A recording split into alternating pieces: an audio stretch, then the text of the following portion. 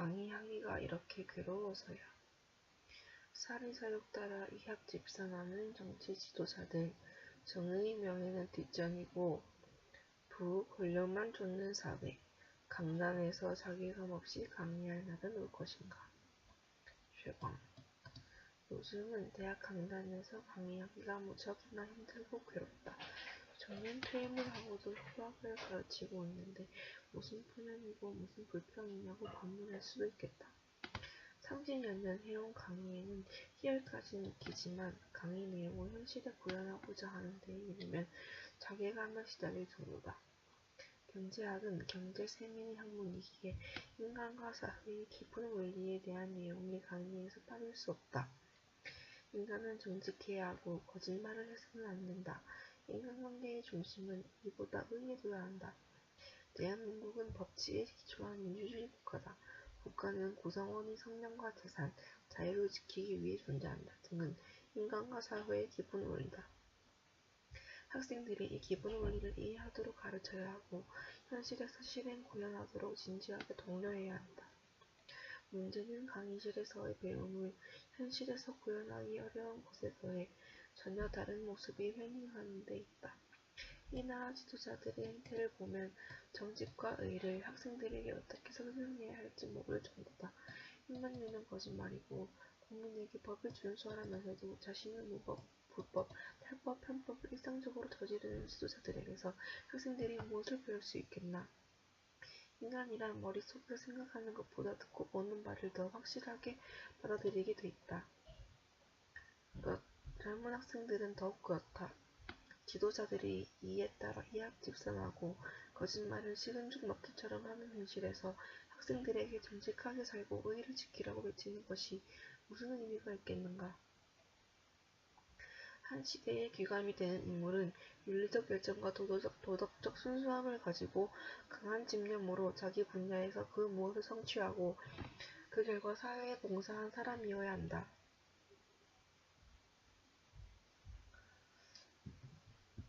그러나 우리 현실은 이와는 너무도 동떨어져 있다. 인품, 명예, 자존심 등은 현신짝처럼 버리고 수단과 방법을 가리지 않고 부와 권력을 얻는 것이 우리 사회의 성공적 인생의 표본이 된 지 오래다. 이런 상황이니 강단에서의 강의는 무용지물이 아닌가. 이 나라의 좌파 세력은 스스로 민주투사임을 내세운다. 상당수가 반정부 반미 활동한 것을 가지고 민주화 투쟁을 했다며 억지를 부린다. 이들이 주축을 이룬 현 정부의 국정 운영은 민주주의와는 참으로 거리가 멀다.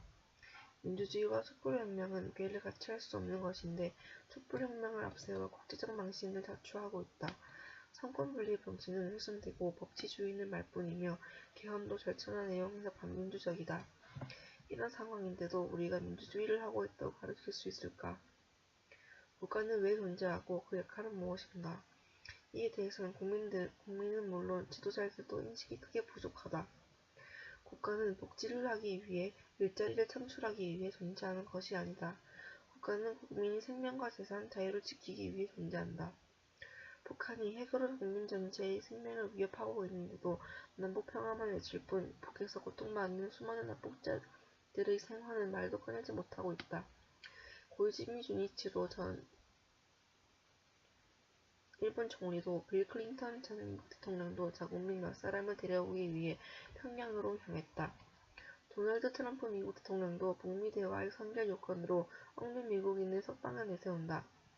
북한 동포의 인권과 수많은 피랍자 이야기는 세 번에 걸친 남북회담에서도 왜 한 번도 의제가 되지 않았을까? 미국 건국 초기에 대통령의 임기 제한이 없었음에도 초대 대통령 조지 워싱턴은 왕으로의 추대를 거부하고 8년 봉직후 스스로 물러났다. 에이브러햄 링컨 대통령은 60만 명이 죽은 내전에서 승리했으나 단 한 명도 전범으로 처리하지 않았으며 패배한 남부에 책임을 묻지도 않았다. 실업률이 25%에 달한 대공황이 발생해 국민이 고통을 겪는 현실에서도 프랭클린 루즈벨트 대통령은 취임사에서 하버트 후보 전임 대통령의 실정을 일절 비판하지 않고 노고를 치하했다. 황제의 추대를 거절한 워싱턴, 정적인 상대방을 비난하기는커녕 국민 모두를 보듬고 자신의 소유만 묵묵히 수행한 링컨과 루즈벨트, 이들이 미국을 위대하게 만들었다. 사회의 기본 원리가 현실에서 실현되고 훌륭한 지도자들을 가져 강단에서 자괴감 없이 강의하는 날은 언제 오려나.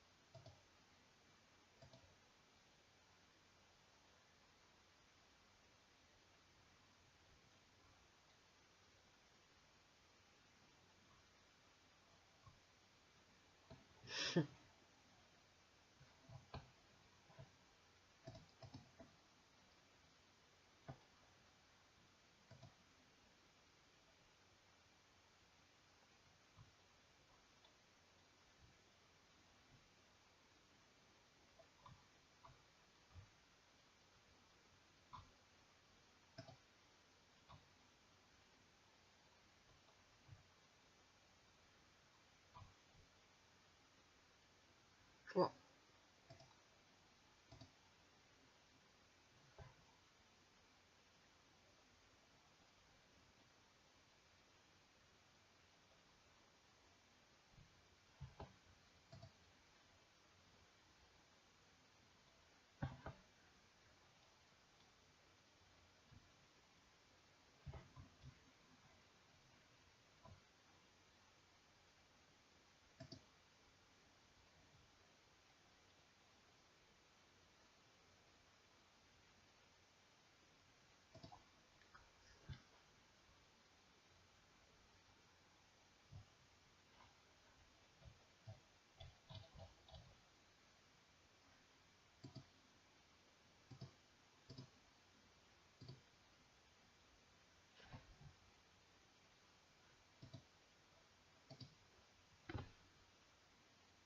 하기 싫어.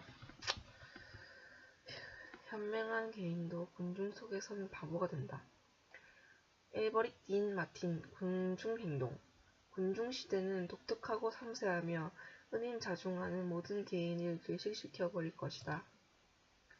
이토록 진보한 시대에도 개인은 어디에 살든 귀속해질 수밖에 없고 그런 자신이 귀속함을 망각하기 위해서라도 거창한 위안거리들을 찾아 헤맬 것이며 지배정당의 깃발을 몸에 휘감고 다닐 것이 분명하다.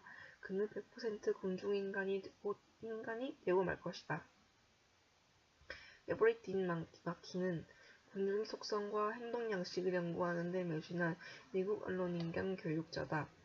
그가 1920년 펴낸 군중행동은 군중이 왜 분위기에 휩쓸리고 불안해동하는지에 대한 원인을 사회학과 심리학의 근거에 조목조목 파고들었다.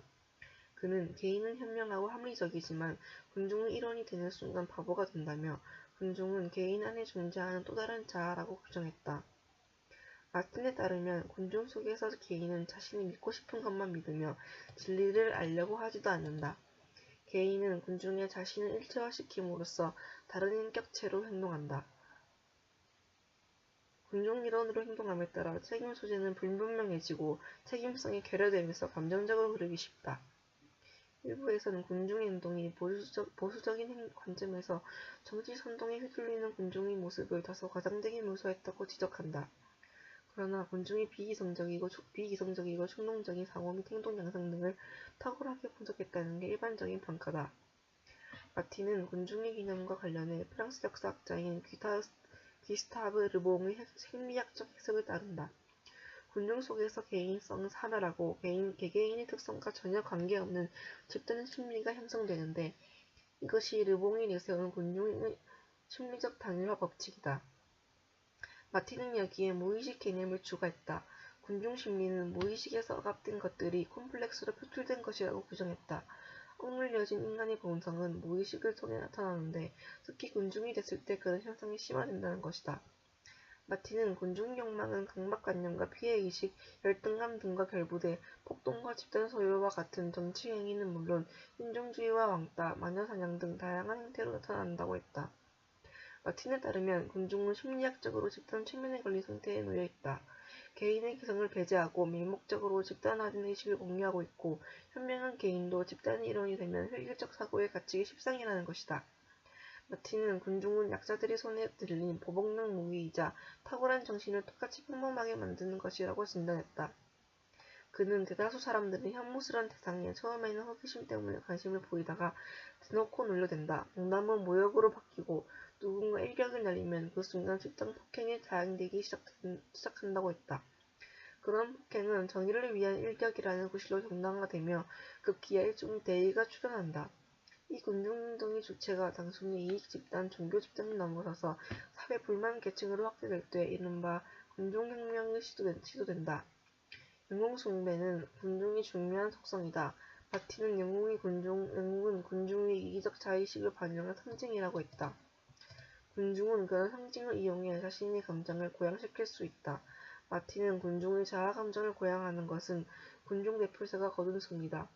심지어 경마장에서의 한 마리의 경주마도 군중 대표자가 될 수 있는데 그 말이 다른 경주마들보다 몇 센티미터라도 앞서서 결승선을 통과하면 수많은 관중을 격렬한 기쁨과 환희로 들뜨게 만들 수 있기 때문이라고 했다. 독일의 아돌프 히틀러는 1936년 베를린 올림픽을 정치적으로 활용하는데 마틴은 이런 심리 분석을 토대로 삼은 것으로 알려졌다. 군중주의를 비판한 이론서가 적대자의 전체주의 체제 확립에 이용당했다는 것은 아이러니다. 책 전편에 흐르는 마틴의 문제의식은 어떻게 하면 군중운동에서 벗어나 자유로운 개인이 될 것인가로 요약된다. 마틴은 군중이 자유정의를 내세우지만 정말로 원하는 것은 군중이 될 자유일 뿐이라고 강조했다. 또 군중 속에서 쌓여가는 것은 지혜가 아니라 어리석음과 광기라고 했다. 마틴은 군중의 군집습성이 점점 더 강하게 문명을 압박하는 심각한 위험 요소가 돼가고 있다는 점을 우려했다. 정신적 자유를 획득하지 못하면 정치적으로나 경제적으로 자유인이 되지 못한다는 게 마틴의 결론이다. 군중 심리에서 벗어나기 위해 개인들이 인문주의에 바탕을 둔 냉철한 이성과 논리로 무장할 필요성이 있다고 강조했다. 그는 인문주의의 길을 가는 것은 고독하지만 그 결과는 용감하고 자유로운 개인을 양성해 군중운동에 의해 변질된 민주주의의 가치를 회복할 수 있게 할 것이라고 했다. 미국 뉴욕타임스는 2차 서평에서 민주주의가 그토록 쉽사리 군중지배로 전락한 문제를 탁월하게 분석했고 이웃에게 먼저 1등을 권하기 전 우리 자신부터 읽어야 할 책이라고 평가했다.